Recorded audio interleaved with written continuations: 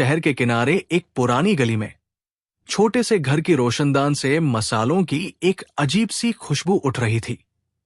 ये कहानी है उस पुरानी रसोई की जहां सिर्फ बिरयानी नहीं पकती थी, बल्कि इंसानियत का जायका तैयार होता था। लेकिन इस खुशबू में छिपा था एक कर्ज, जिसे चुकाने के लिए एक दिल बेताब था। उस कर्ज की कहानी जानने के लिए आपको ये दावत पूरी खानी होगी। एक सर्द और कुहरे भरी शाम थी। शहर के बीचों बीच दस्तरखान नाम की एक छोटी सी बिरयानी की दुकान थी। इसे चलाने वाला था अमीन, जो अपनी बिरयानी के लिए पूरे शहर में जाना जाता था।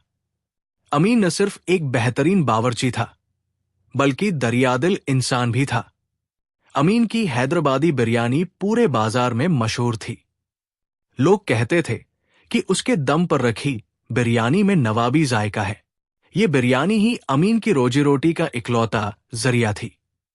अमीन का सिर्फ एक ही मददगार था, उसका बेटा अदनान। अदनान बेचारा जवान जरूर था, मगर मेहनत और लगन में किसी से कम न था। वो रोज सुबह मंडी से बेहतरीन चावल और ताजा गोश्त लाता, जिसकी बिना पर अमीन शाम तक अपनी लजीज बिरयानी तैयार करता था। अमीन अपनी छोटी सी रसोई में बड़े से देग में बासमती चावल, केसर, दही और खास मसालों से ऐसी खुशबूदार दम बिरयानी तैयार करता कि भूखा आदमी दूर से ही खींचा चलाता। अमीन की दुकान के ठीक सामने एक घमंडी और लालची दुकानदार हाशिम रहता था। हाशिम की बिरयानी भी थी, पर वो जायके में अमीन के आगे कहीं नहीं ठहरती थी। हाशिम जब भी अमीन की दुकान पर भीड़ देखता तो जलकर कहता, पता नहीं इस फकीर की बिरयानी में क्या है कि लोग मेरे पास आना छोड़ गए हैं। जरूर कोई चालबाजी होगी।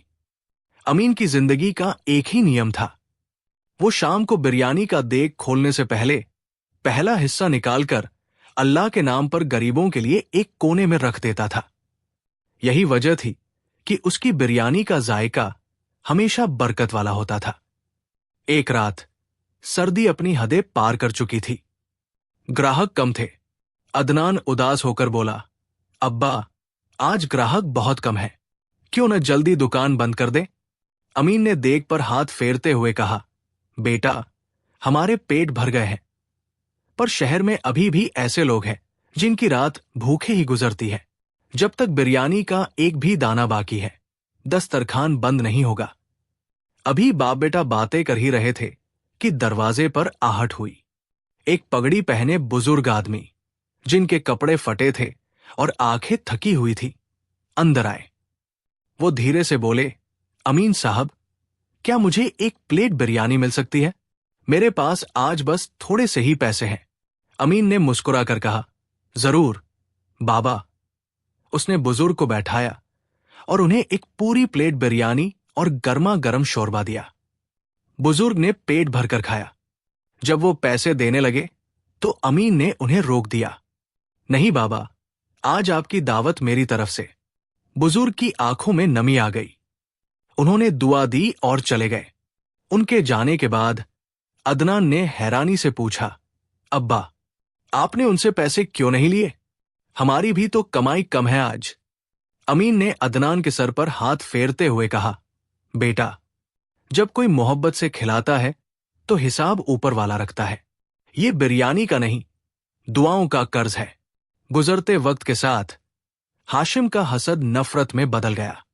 उसने पूरे बाजार में ये अफवाह फैला दी कि अमीन अपनी बिरयानी में सस्ते और बासी मसाले इस्तेमाल करता है, जिससे लोगों को जायका तो मिलता है पर तबीयत बिगड़ जाती है। बाजार के कुछ नादान लोगों ने हाशिम की बात पर यकीन कर लिया। उन्होंने अमीन की दुकान पर आना कम कर दिया। बिरयानी बिकनी बंद हो गई।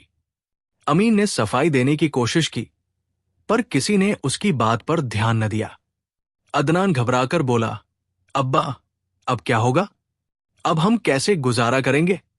अमीन शांत रहे, बोले, बेटा, सच्चाई भी एक चावल का दाना है। वो हमेशा देर से पकती है, पर उसका जायका सब्र से ज्यादा मीठा होता है। हम इंतजार करेंगे।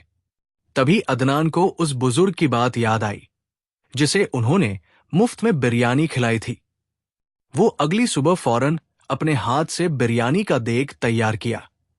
उसने बिरयानी ली और बाजार से दूर शहर के दूसरे कोने में जाकर बेचना शुरू कर दिया। पहले तो लोग झिझके, पर जिसने भी पहला निवाला लिया वो मसालों की खुशबू और गोश्त की नरमी का दीवाना हो गया। वही जायका, वही मिठास। ये बात आग की तरह पूरे शहर में फैल गई कि अमीन की बिरयानी का जायका नियत का जायका है। कुछ ही दिनों में शहर के सबसे बड़े रईस, एक जाने माने कारोबारी, अमीन की दुकान पर आए। ये वही बुजुर्ग थे जिन्हें अमीन ने सर्द रात में बिरयानी खिलाई थी। उन्होंने आकर अमीन को गले लगाया और कहा, अमीन, उस रात तुमने मुझे जो बिरयानी खिलाई थी वो सिर्फ खाना नहीं था, वो मेरा टूटा हुआ भरोसा था। तुम्हारी इसी नेकी के बदले मैं आज तुम्हारी मदद के लिए हाजिर हूं। उन्होंने अमीन को अपनी दुकान को नए सिरे से बनाने के लिए बहुत बड़ी रकम दी। पूरे बाजार को अपनी गलती का एहसास हुआ। सब लोग अमीन के पास आए और माफी मांगी। अदनान ने सुकून की सांस ली। बिरयानी की खुशबू से रसोई फिर आबाद हो गई। अदनान मुस्कुराकर बोला, अब्बा, मुझे अब ठंड नहीं लग रही है। आपको भी ऐसा लगता है क्या? अमीन ने मुस्कुराते हुए अपने देग की तरफ देखा। अदनान ने कागज उठाया और दुकान के बाहर एक बड़ी तख्ती पर लिख दिया, कमाई मसाले से नहीं, नियत की आंच से बनती है। ये जुमला जल्द ही पूरे शहर का नारा बन गया।